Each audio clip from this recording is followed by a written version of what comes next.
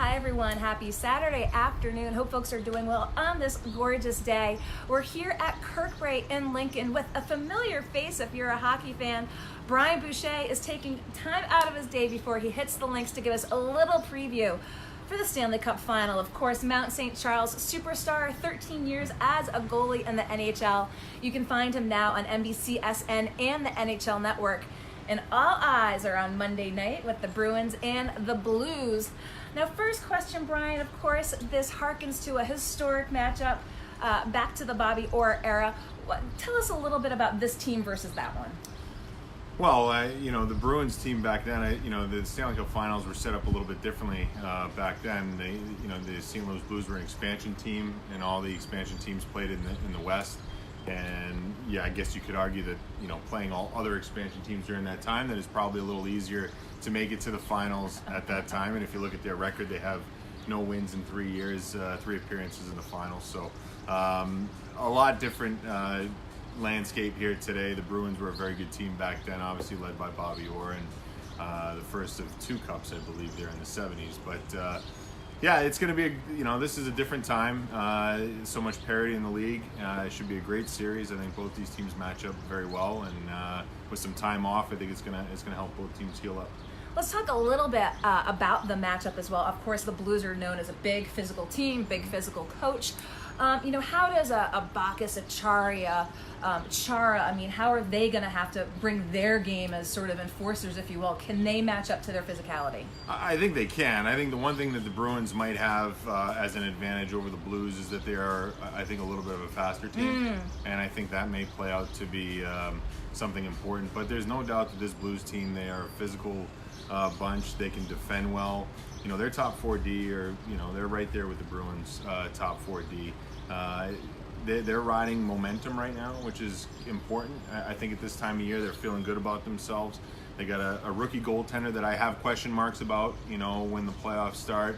How would he be? He's been very good so far, but when the finals come, that's a whole different animal. And so we'll see if he can continue his strong play. But I think it's a good matchup. The Bruins have the same type of physicality. Bacchus is a guy that can play physical. You mentioned Chara. These guys, they're not going to shy away from that type of game. But there's a speed element to the Bruins that I think could be the difference in the series. So you think that speed element? Let's talk about the line. Let's talk about Marchand, Bergeron, Pasternak. Do you think their speed will sort of outwheel the Blues, if you will?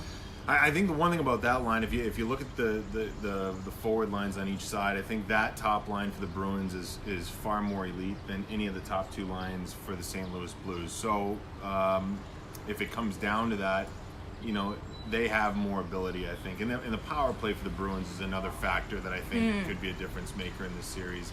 The Blues have been solid during the regular season. They've been hit or miss in the playoffs. But the Bruins' power play is by far and away the most elite part of their game that they have. And those 3 guys that you just mentioned are a big part of it. So if they can get their hands in on this series, I think that could be a difference maker as well, that the Bruins have a real elite top line. Let's talk about that 4th line doing so well through the series as well. How's that going to hold up in the Stanley Cup Final? Yeah, the Corrali line's been very good and very effective, whether it's been Wagner on that right side or Achari. Looks like Wagner won't be available from what I'm gathering. But Achari's a guy that plays a physical brand as well. He's not afraid to get in there. He competes on a shift by shift basis, and Corrali brings an element of speed. And I think that was really a turning point in the Toronto series, to be honest with you. When Corrali came back, his speed that he plays with, he's the type of guy that plays with a lot of energy, big time on the PK. So that was a big part of why they got by Toronto. I think they're going to be an important factor in the series. But the Blues have a pretty darn good 4th line as well, with Sundqvist and Steen on that 4th line. They're a line, in Barbashev, they're a line that can play physical too. They've got some bite in their game, and I think that'll be an interesting matchup to see which 4th line in this series on either side could be a difference maker. So let's talk again, your bread and butter, raising some questions about the rookie goalkeeper on the side of the Blues. Tuukka Rask really stepping up the game here in the Stanley Cup playoffs. Now looking at the final, can he hold it? Can he continue sort of this great play through the final? It's it's the one thing that I'm concerned about for Rask, and he's been fantastic. This has been the best hockey I've seen Tuukka Rask play for a stretch of period this long in his career. He's played well at times in his career, but I don't think for this long and this consistently. But the time off, the 10 days off, to me it's hard as a goaltender to keep up that the timing and also the pressure of the games and the fact that you play every other day. You're in a groove. The practices, the games, these are what you want for a goaltender, because you don't think about things. You just go out there and play. You prepare for the next day, and you get into a groove and you ride that. So how is he taking this with those 10 days? I mean, how is he preparing? You practice as hard as you can, as well as you can. They had the scrimmage the other night.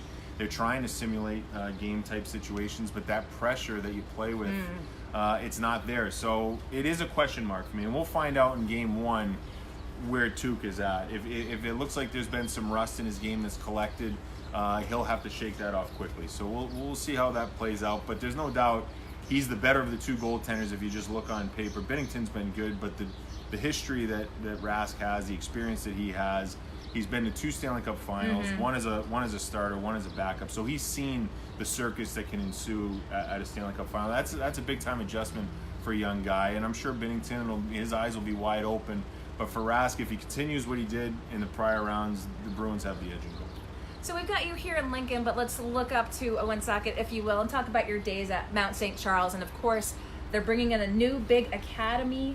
So tell us, how did Mount really sort of formulate your career, and what do you think about this new this next step for the school? Well, for me, I grew up in Woonsocket, and I wanted to be an NHL player, but before I ever wanted to play in the NHL, I wanted to play for Mount St. Charles. And I used to go, my brother played at Woonsocket High School, and I wanted to stick around for the game at 9 o'clock to see the big boys play.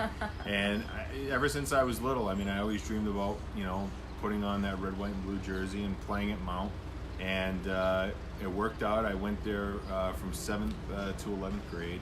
And it was a great place for me. To have a school like that in your backyard with its own rink, access to the ice every single day, and we practiced for 2.5 hours after school. It was crucial for my development as a young hockey player. And my development curve was different than some others. I struggled my first 2 years there in high school. I dealt with some injuries, but also wasn't even a varsity player until my junior year. So it was a learning experience. But for me, the time on the ice, the environment at school, the fact that everybody that went there wanted to play for the Mount was a great environment for me and helped me with my career moving forward. As for what's going on today with the hockey academy, as an alumni, super excited for what the future holds for the school.